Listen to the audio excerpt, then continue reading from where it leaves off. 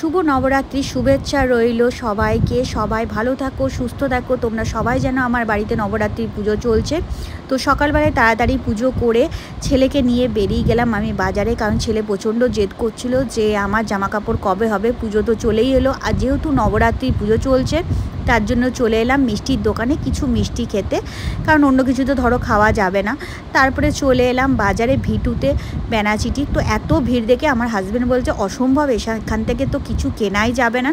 তো টুকটাক কিছু নিয়ে আমরা তাড়াতাড়ি বেরিয়ে গেলাম, কারণ সন্ধে হয়ে গেছিলো। আর সন্ধ্যের সময় আমার মায়ের তো আরতি করতে হবে আমাকে, তো সেই জন্য একটা তাড়াহুড়ো ছিল। তো চলে এসে মায়ের আরতি করে তারপরে আমার হাজব্যান্ড বললো চলো ছেলেটাকে গিয়ে নিয়ে আসি।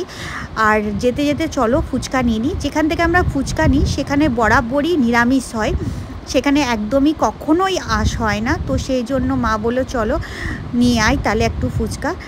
আর দেখো পুজোর সময় বাইরে সন্ধ্যেবেলায় বেরোতে তো খুবই ভালো লাগে। আমি তো পুজোর দিন প্রতিদিন সন্ধ্যেবেলায় বেরোই, কারণ আমার প্রচণ্ড ভালো লাগে। আর আমি দেখো মেকআপ টেকআপ কিছু করিনি, এখানে সবাই কি সুন্দর মেকআপ টেকআপ করে ঘুরতে বেরিয়েছে। আমি যাই হোক, তারপরে নিলাম একদিকে হচ্ছে চাট, একদিকে হচ্ছে ফুচকা, নিয়ে চলে এলাম বাপের বাড়িতে। নিয়ে সবাই মিলে খেলাম। আর এদিকে ভাই যেহেতু একটা রুম করেছে নতুন করে, সেটা আমার ছেলে আর বাবা মিলে রং করছিল। তো আজকের জন্য টাটা।